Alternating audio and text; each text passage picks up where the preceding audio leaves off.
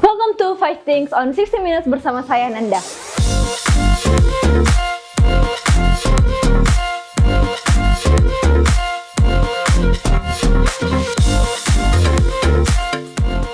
Pandemi COVID-19 yang sudah berlangsung selama 1 tahun belakangan ini banyak mengubah aspek kehidupan masyarakat. Salah satunya adalah kebiasaan masyarakat. Lalu, apa saja kebiasaan masyarakat yang berubah selama pandemi? Pertama, bekerja dari rumah atau work from home. Hal pertama yang bisa dirasakan perubahannya ialah bekerja. Pandemi membuat segala aktivitas pekerjaan di kantor dibatasi dan dipindahkan ke rumah atau yang biasa kita sebut dengan work from home. Meeting online menjadi sarana yang penting bagi karyawan dalam melakukan pekerjaannya. Jadi, walaupun pandemi membuat aktivitas di kantor dibatasi, tetapi hal ini dapat diantisipasi dengan melakukan koordinasi secara daring. Mungkin perusahaan akan terus melanjutkan kebijakan work from home karena kegiatan bekerja akan menjadi lebih fleksibel, bisa bekerja di rumah maupun di kantor. Yang kedua, lebih higienis. Pandemi membuat semua orang selalu menjaga kebersihan. Salah satunya ialah dalam hal mencuci tangan. Sebelum pandemi, mungkin beberapa orang tidak peduli dengan persoalan mencuci tangan. Kini, agar tidak tertular virus tersebut, masyarakat dihimbau untuk menerapkan kebiasaan mencuci tangan secara terus-menerus. Sebaiknya, ada atau tidak adanya pandemi, kebiasaan ini harus terus dilanjutkan. Yang ketiga, belajar dari rumah. Kebiasaan belajar secara tatap muka dihentikan sementara selama pandemi. Alhasil, belajar secara online menjadi solusi untuk meneruskan kegiatan belajar mengajar. Mungkin saat pertama kali menerapkan hal ini, guru dan murid akan menemukan kesulitan. Namun, seiring berjalannya waktu, kebiasaan ini akan menjadi hal yang normal. Bisa saja, kebiasaan belajar dari rumah ini dapat diterapkan juga sesudah pandemi. Yang keempat, sistem pembayaran. Sebelum pandemi, mungkin masih banyak orang yang melakukan transaksi pembayaran menggunakan uang fisik. Kini, mungkin cara itu akan berubah seiring dengan adanya pandemi. Perlu diketahui, uang kertas maupun logam yang bersifatnya berpindah-pindah tangan berpotensi menyebarkan kuman, bakteri, dan virus. Begitu pula dengan kartu bank yang tentu berpindah tangan ketika digunakan untuk bertransaksi. Belum lagi, kamu harus kontak fisik ketika ingin melakukan transaksi pembayaran. Nah, kebiasaan itu diprediksi akan berubah dengan bertransaksi non-tunai atau digital. Yang kelima, menggunakan masker. Jika sebelumnya mungkin Anda menggunakan masker hanya saat menggunakan kendaraan saja atau ketika Anda sedang sakit, bahkan masker hanya digunakan oleh para suster dan dokter di rumah sakit saat sedang melakukan praktek. Namun, semenjak adanya pandemi, penggunaan masker sangat diwajibkan untuk mengurangi penyebaran COVID-19. Dengan menggunakan masker, Anda tidak hanya melindungi diri Anda sendiri, namun Anda juga ikut melindungi orang lain. Di segmen sebelumnya, kita telah membahas mengenai 5 kebiasaan yang berubah selama pandemi. Salah satunya adalah bekerja dari rumah. Mengingat banyaknya PHK yang dilakukan beberapa perusahaan selama pandemi membuat banyak orang kehilangan pekerjaannya. Di segmen ini, kita akan membahas mengenai pekerjaan apa saja yang bisa dilakukan selama di rumah aja. Yang pertama, reseller. Reseller menjadi rekomendasi kerja dari rumah. Anda cukup menjualkan kembali produk dari supplier dengan menambahkan keuntungan di setiap produknya. Agar meminimalisir modal yang dikeluarkan, kalian bisa mengajukan pembayaran secara tempo atau bayar di belakang. Yang kedua, dropshipper. Jika reseller, kalian perlu membeli produk dulu, kemudian dijual kembali. Beda lagi dengan dropshipper yang tidak perlu membeli produk. Anda cukup menawarkan produk melalui sosial media, website, atau secara langsung kepada teman. Nah, nanti saat ada pembeli, Anda tinggal menghubungi pihak supplier untuk mengirimkan barang. Kelebihan dari dropshipper ini adalah minimnya resiko, tetapi dari segi margin, keuntungannya tidak sebesar reseller. Reseller mengambil barang secara banyak sehingga mendapatkan special price yang lebih murah. Tetapi, untuk yang menghindari resiko kerugian, maka menjadi dropshipper adalah pilihan yang tepat. Yang ketiga, content writer. Penulis merupakan pekerjaan yang paling mudah untuk dikerjakan di mana saja. Dengan hanya bermodalkan laptop dan internet, Anda dapat melakukan pekerjaan dimanapun dan kapanpun yang Anda mau. Lowongan penulis semakin hari semakin tinggi karena permintaan akan konten sangatlah besar. Para pebisnis atau pemilik blog banyak yang membutuhkan jasa penulis untuk mengisi konten blog milik mereka. Yang keempat, sosial media admin. Sosial media merupakan salah satu media untuk menjalankan bisnis. Sosial media memiliki fungsi untuk branding bisnis, membantu menemukan konsumen baru, memperluas target pasar, dan mendekatkan diri dengan konsumen. Untuk memanage semua ini tidaklah mudah, maka dari itu diperlukan seorang admin sosial media. Nah, sekarang ini banyak bermunculan lowongan kerja admin sosial media dengan gaji yang cukup menarik untuk dikerjakan dari rumah. Yang kelima, content creator atau YouTuber. Saat ini, profesi seorang YouTuber sedang diminati banyak orang, dari yang tua hingga muda, bahkan anak-anak juga. Semua berlomba-lomba membuat channel YouTube pribadi dengan isi video seperti vlog, tutorial, hobi, dan banyak lainnya. Penghasilan seorang YouTuber berasal dari monetisasi menggunakan Google AdSense. Selain itu, ada juga dari endorsement dan sponsor produk secara langsung. Belajar dari rumah menjadi salah satu kebiasaan yang berubah selama pandemi. Selama pandemi ini, kita para mahasiswa ataupun pelajar melakukan pembelajaran via daring dari rumah masing-masing. Hal ini tentu menimbulkan banyak kendala, seperti penyampaian materi yang tidak maksimal hingga ke masalah sinyal. Meskipun begitu, keputusan ini diambil demi terjaganya kesehatan dan keselamatan kita semua. Lantas, apa saja yang perlu kita persiapkan agar kuliah daring ini tetap efektif dijalankan? Yang pertama, set daily reminder. Seringkali kita melupakan jadwal kuliah selama belajar online ini dilakukan. Dari reminder ini penting bagi kita untuk mengurangi rasa malas dan mager, serta meningkatkan produktivitas kita. Berdasarkan penelitian, seseorang yang mengorganisir kegiatannya secara terjadwal memiliki tingkat disiplin dan produktivitas yang lebih daripada yang tidak. Dengan menuliskan daily reminder akan membuat kita mengingat aktivitas apa saja yang ingin dilakukan. Meskipun secara online, tetap posisikan diri kita seperti mengikuti perkuliahan biasa ya. Yang kedua, penting untuk tetap mencatat. Tidak hanya daily reminder saja yang perlu kita catat, materi yang disampaikan juga perlu kita catat. Bukan hanya sekedar menyimak, kita wajib untuk mencatat hal-hal penting dalam materi perkuliahan layaknya pertemuan tatap muka biasa. Dengan mencatat materi yang disampaikan, kita tetap bisa memahami materi dan mengetahui poin-poin penting di mata kuliah tersebut. Selain itu, mencatat sudah terbukti menjadi salah satu teknik belajar yang efektif untuk memperdalam pemahaman. Yang ketiga, hindari SKS atau sistem kebut semalam. Nah, siapa nih yang suka ngerjain tugas yang mepet dengan deadline-nya? Kebiasaan menunda mengerjakan tugas akan berdampak buruk bagi kalian karena membuat kalian kewalahan di suatu saat. Solusinya adalah buat list tugas tiap mata kuliah, kemudian prioritaskan mana yang harus dikerjakan terlebih dahulu. Mencicil sedikit demi sedikit lebih baik dibandingkan dikerjakan saat mepet dengan deadline. SKS juga tentu membuat kita begadang dalam mengerjakan tugas, dan hal itu akan berdampak pada kesehatan kalian. Yang keempat, stretching. Duduk seharian menatap layar laptop tentu membuat badan kita terasa pegal dan kaku. Ketika ada jeda waktu sebelum pembelajaran selanjutnya dimulai, sempatkan waktu sejenak untuk melakukan stretching ringan agar aliran darah kalian mengalir dengan lancar dan fokus tetap terjaga. Yang kelima, jangan lupa bahagia. Tidak dapat dihindari bahwa perasaan rindu terhadap pembelajaran luring sering menghampiri kita semua. Tapi tetap tanamkan pada diri kalian bahwa kelas online ini sebenarnya sama saja dengan pembelajaran tatap muka pada umumnya. Yang berbeda hanyalah tempat, sistem, dan suasananya saja. Nikmati prosesnya, ciptakan rasa enjoy, dan usahakan tidak merasa terbebani sehingga pembelajaran bisa berjalan dengan efektif.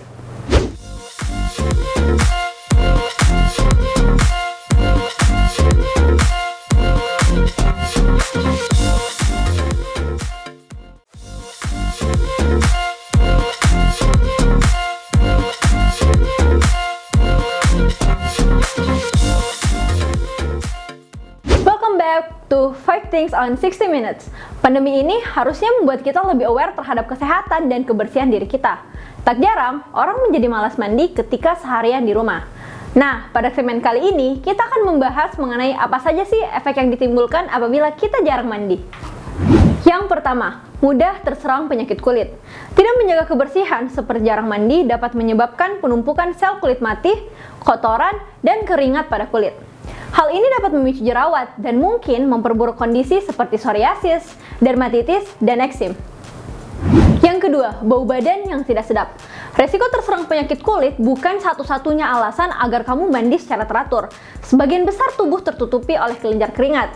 Kelenjar keringat ini bekerja menghasilkan keringat ketika tubuh terlalu panas atau stres.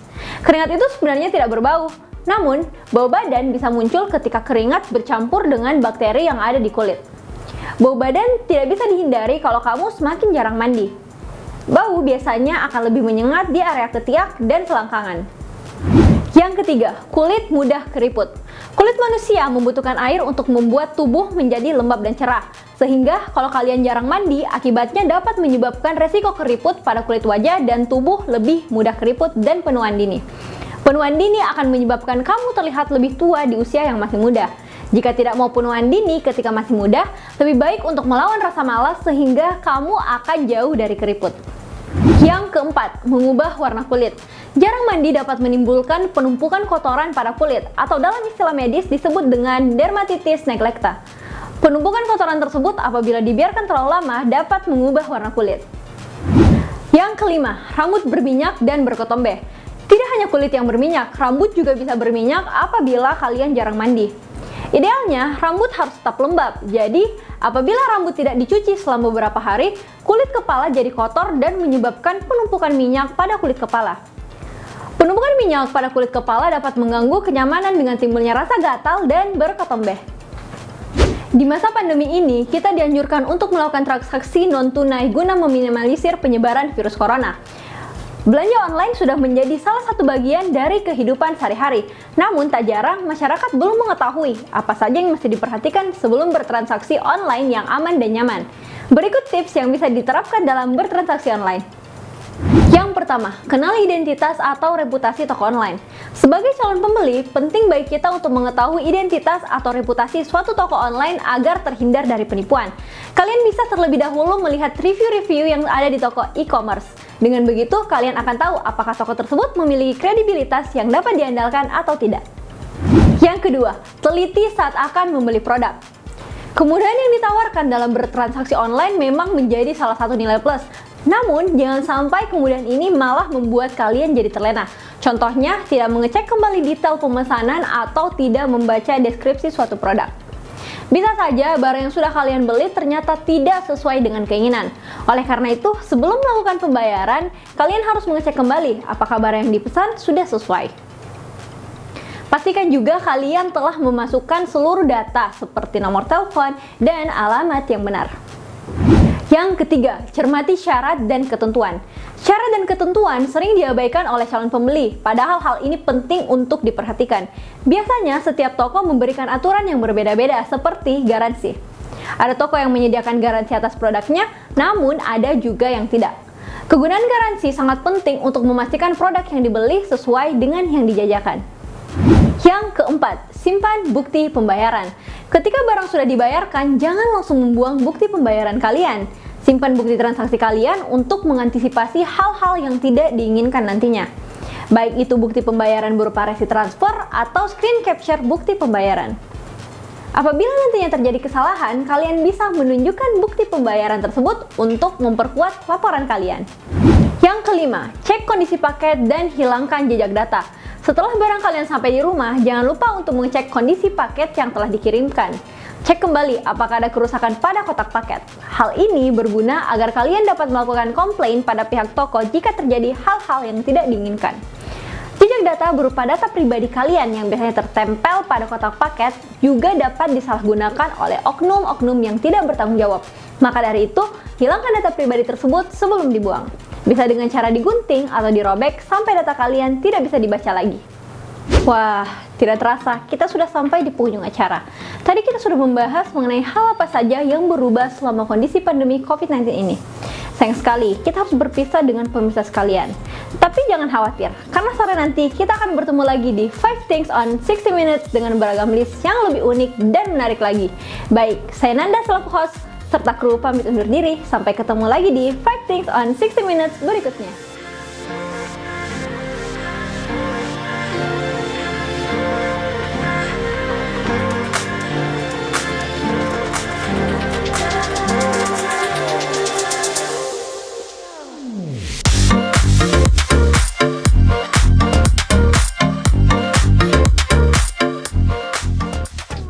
Welcome to 5 Things on 60 Minutes bersama saya, Nanda.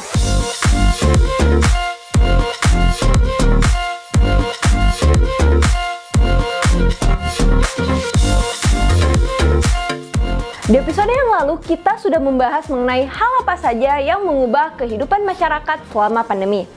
Walaupun memang banyak dari aspek kehidupan masyarakat yang berubah semenjak pandemi ini, tetapi jika kita melihat kondisi ini dari sisi lain, kita dapat menemukan hal-hal baru yang sebenarnya luput dari perhatian kita. Lalu, apa saja hal-hal positif yang timbul akibat dari pandemi ini? Yang pertama, menekuni hobi. Himbauan untuk tetap di rumah aja membuat orang lebih banyak menghabiskan waktunya di rumah selama pandemi. Menekuni hobi menjadi salah satu aktivitas yang dilakukan oleh masyarakat selama pandemi sebagai solusi agar tidak terus-menerus merasakan bosan. Mulai dari memasak, bercocok tanam, bermain musik, ataupun fotografi. Sebagai contoh, hobi bercocok tanam yang pada hari-hari sebelumnya jarang dilakukan, tetapi selama pandemi ini banyak orang yang tiba-tiba mengikuti kegiatan ini. Yang kedua, mulai berolahraga dan menerapkan pola hidup sehat. Saat pandemi belum melanda seluruh dunia, banyak orang yang tidak peduli dengan olahraga ataupun pola hidup yang sehat. Beruntungnya, selama pandemi ini masyarakat mulai lebih peduli tentang kesehatan mereka. Masih ingat dengan tren bersepeda yang sangat populer di awal-awal pandemi? Ini adalah salah satu bentuk bahwa orang-orang sudah mulai aware dengan pentingnya berolahraga agar tetap sehat. Yang ketiga, kesadaran mengelola finansial. Tidak dapat kita pungkiri bahwa sejak pandemi melanda membuat tekanan hidup serta kondisi ekonomi masyarakat terpengaruhi. Masyarakat mulai terbentuk kesadarannya dalam menyiapkan dana darurat dan mencari penghasilan tambahan. Kegiatan berinvestasi juga mulai meningkat di kalangan masyarakat. Sebelumnya, masyarakat masih cuek untuk mulai berinvestasi karena merasa keuangan mereka baik-baik saja. Padahal, akibat adanya pandemi, ada banyak masyarakat yang terkena pemotongan gaji hingga PHK. Selain itu, pandemi juga membuat orang-orang lebih berhati-hati dengan tabungan ataupun pengeluaran mereka. Hasilnya, mereka cenderung tidak berbelanja banyak. Yang keempat, transformasi digital. Dalam dunia bisnis, transformasi digital menjadi tujuan jangka panjang karena biaya dan kompleksitasnya. Tetapi, adanya pandemi membuat mereka mempercepat urgensi untuk mengadopsi transformasi digital. Bagaimana tidak? Orang-orang saat ini telah bergeser ke arah digital. Karena itu, langkah digitalisasi menjadi catatan penting baik itu dari aspek bisnis, pemerintahan, kesehatan, dan lain-lain. Bisa dikatakan bahwa pandemi ini membuat seluruh elemen masyarakat sadar akan betapa pentingnya digitalisasi. Yang kelima, hiburan daring sebagai solusi. Pandemi COVID-19 telah mendorong perubahan selera masyarakat akan hiburan. Jika sebelum pandemi masyarakat biasa menikmati hiburan secara langsung, kini mereka mulai terhibur juga secara daring. Konsumsi masyarakat terhadap konten digital khususnya video meningkat secara drastis pada masa pandemi ini. Begitu juga dengan hiburan yang biasanya digelar langsung kini menjadi daring seperti konser musik virtual. Game online juga menjadi salah satu hiburan yang digemari masyarakat selama pandemi. Orang mulai beramai-ramai membeli konsol, merakit PC idaman, atau dengan hanya bermodalkan smartphone yang mereka miliki. Pada segmen sebelumnya telah disinggung bahwa kegiatan bercocok tanam menjadi populer di kalangan masyarakat. Tapi sebenarnya ada beberapa jenis tanaman hias yang menjadi primadona dan digemari banyak orang-orang. Bahkan diantaranya ada yang mencapai harga puluhan juta. Lalu, apa saja jenis tanaman hias yang menjadi populer selama pandemi ini? Yang pertama, Monstera. Monstera atau yang biasa disebut dengan janda bolong menjadi salah satu tanaman hias populer yang ramai diperbincangkan karena harganya yang bisa mencapai puluhan hingga ratusan juta rupiah. Monstera ini berasal dari hutan tropis Amerika. Ia diminati karena coraknya yang apik dan daunnya yang berwarna hijau cantik serta terdapat bolong-bolong di daunnya. Tanaman ini sangat cocok untuk digunakan sebagai pemanis dekorasi ruangan indoor kalian. Yang kedua, Aglonema. Tanaman aglonema ini atau yang biasa disebut dengan Sri Rejeki menjadi tanaman hias yang kembali populer dan banyak diminati oleh masyarakat. Corak warna merah dan hijau pada daun yang khas membuat tanaman hias aglonema ini semakin istimewa. Selain itu, menariknya tanaman hias ini juga baik untuk kesehatan loh, karena mampu membersihkan udara dari zat beracun. Tanaman ini hanya membutuhkan sedikit sinar matahari sehingga cocok ditempatkan di ruangan indoor. Yang ketiga, Caladium. Caladium atau keladi merupakan tanaman hias yang juga sudah populer sejak dulu, tetapi kembali menjadi incaran masyarakat selama pandemi. Tanaman ini memiliki daun dengan corak yang cantik, selain itu perawatannya pun juga mudah. Sebelum pandemi, keladi bisa dikatakan tanaman hias yang berharga murah, namun kini harganya bisa mencapai ratusan ribu rupiah. Yang keempat, sukulen dan kaktus mini. Sebenarnya, kaktus adalah salah satu dari jenis sukulen yang banyak beredar. Keduanya menjadi andalan orang-orang untuk menghiasi dekorasi rumah ataupun kamar mereka. Selain perawatannya yang mudah karena tidak perlu sering disiram, kaktus memiliki banyak sekali jenis dengan berbagai bentuk, warna, dan ukuran yang tentunya menjadi keunikan serta kecantikannya masing-masing. Yang kelima, Sansevieria atau yang biasa disebut juga dengan lidah mertua. Ini sudah lama dijadikan tanaman hias di rumah dan lagi-lagi popularitasnya melonjak selama pandemi ini. Tak hanya menghiasi rumah saja, Sansevieria juga dapat menyerap polusi udara sehingga dapat membuat udara yang ada di rumah menjadi lebih bersih. Seperti yang sudah kita bahas sebelumnya, bahwa kondisi pandemi ini membuat orang-orang mulai sadar dalam mengelola finansial mereka. Pada segmen kali ini, kita akan membahas apa saja sih sumber passive income yang dapat menambah penghasilan. Nah, salah satunya adalah dengan investasi saham yang saat ini sedang digemari oleh generasi milenial. Tapi, selain investasi saham, apa saja sih sumber passive income yang dapat menambah penghasilan kita? Yang pertama, kontributor di website fotografi. Bagi kalian yang hobi dengan fotografi, inilah saat yang tepat untuk mendapatkan passive income yang sesuai dengan hobi kalian. Mungkin masih banyak yang belum tahu bahwa website fotografi seperti Shutterstock atau iStock Photo adalah platform yang dapat membuat kalian menjual hasil foto kalian. Biasanya, website tersebut akan menawarkan persentase atau biaya tetap dari tiap foto yang kalian jual. Dengan begini, nantinya satu foto milik kalian bisa menjadi sumber arus kas karena dapat dijual secara berulang kali. Yang kedua, melakukan investasi. Seperti yang sudah disampaikan di awal bahwa kegiatan investasi akhir-akhir ini menjadi tren di berbagai kalangan. Kalian bisa manfaatkan keuntungan yang didapat dari investasi sebagai passive income kalian. Banyak jenis investasi yang dapat menghasilkan pemasukan dalam rentan waktu tertentu. Misalnya, investasi saham yang akan memberikan dividen tinggi. Nah, bagi kalian yang masih asing dengan investasi saham, saat ini sudah banyak sekali platform investasi saham sehingga kalian para pemula dapat belajar dengan cepat. Modal untuk menanam saham juga tidak besar, hanya mulai dari Rp100.000 kalian sudah bisa memulainya. Setelah menanam saham pada suatu perusahaan, akan terjadi efek compounding yang membuat pemasukan didapatkan akan terus bertambah dan semakin banyak. Yang ketiga, sewa properti. Yang satu ini hanya berlaku bagi kalian yang sudah memiliki sebuah properti sebelumnya. Untuk membeli sebuah properti mungkin dibutuhkan modal yang sangat besar di awalnya. Namun, jika aset yang dibeli punya lokasi yang strategis, percayalah bahwa aset tersebut dapat menghasilkan passive income yang sangat besar di kemudian hari. Bagi kalian yang sudah memiliki properti namun belum diinvestasikan, ini adalah waktu yang tepat bagi kalian. Yang keempat, menjual karya atau aset kreatif. Jika kalian adalah seorang musisi, penulis, ataupun pekerja seni lainnya, kalian sangat bisa mendapatkan royalti dari profesi tersebut. Dengan kata lain, orang akan membayar kalian untuk menggunakan karya atau aset kreatif kalian. Yang kelima, afiliasi marketing. Mungkin masih banyak yang asing dengan yang satu ini. Sederhananya, afiliasi marketing adalah suatu metode pemasaran atau bisnis di mana seseorang akan mendapatkan sejumlah komisi karena berhasil mempromosikan produk dari si pedagang atau merchant. Contohnya, sebuah situs review game bisa menjadi afiliasi untuk game itu sendiri ataupun aksesoris gaming. Nah, setelah menemukan mitra afiliasi, kita akan diberikan kode unik sehingga tiap kali pengunjung mengklik link di situs kalian dan memasukkan kode unik tersebut, maka kalian akan mendapatkan sejumlah komisi dari si pedagang atau merchant. Afiliasi marketing ini tentu berbeda dengan endorsement yang biasa dilakukan para seleb ya.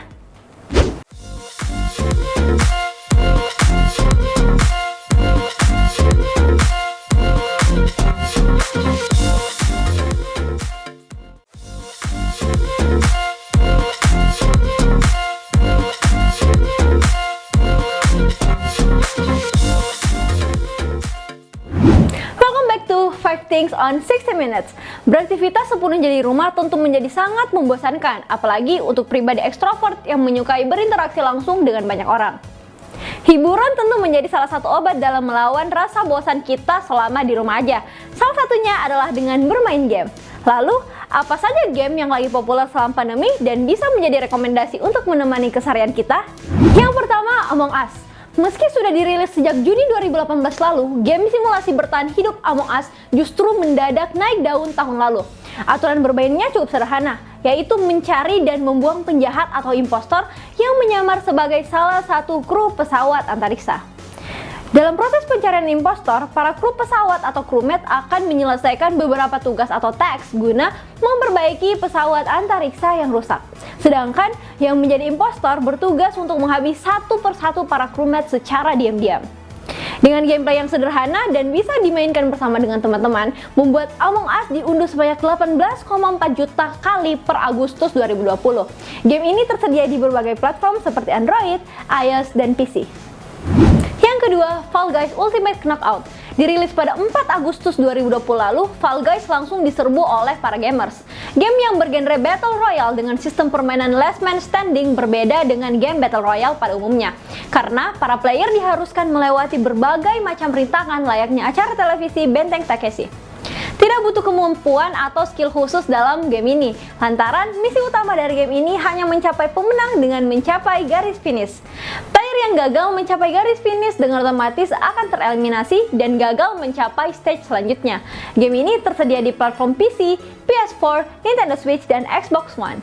Yang ketiga, Animal Crossing New Horizon. Game buatan Nintendo yang dirilis pada awal-awal pandemi langsung mendapatkan sambutan positif dari para pemain. Per 31 Desember 2020, Animal Crossing berhasil terjual sebanyak lebih dari 1,88 juta kopi dalam waktu 3 hari sejak peluncurannya. Animal Crossing adalah game yang bergenre simulasi yang memungkinkan kita bertemu kerabat atau orang lain dalam dunia virtual. Tentunya dengan karakter yang bisa dengan bebas kita customisasi. Hal inilah lalu yang membuat Animal Crossing membludak karena orang-orang tidak bisa keluar rumah akibat adanya pandemi. Bahkan saking populernya, konsol Nintendo Switch kekurangan stok dalam memenuhi kebutuhan konsumen yang meningkat akibat antusiasnya orang yang ingin memainkan game yang satu ini. Selain bersosialisasi dengan player lainnya secara virtual, kalian juga bisa melakukan kegiatan lain seperti menangkap ikan, serangga, ataupun bercocok tanam. Game ini tersedia eksklusif hanya di Nintendo Switch. Yang keempat, Board and Card Games. Orang dewasa pasti tidak asing dengan permainan kartu atau permainan papan yang dulunya sering menemani mereka seperti catur, monopoli, ular tangga, dan semacamnya. Saat ini, kebanyakan permainan kartu dan permainan papan telah tersedia secara digital di berbagai platform. Contohnya adalah Get Rich, Uno, Chess.com, Monopoly, dan lain-lain. Board and card games tentu menjadi daya tarik sendiri, apalagi sekarang sudah tersedia secara digital.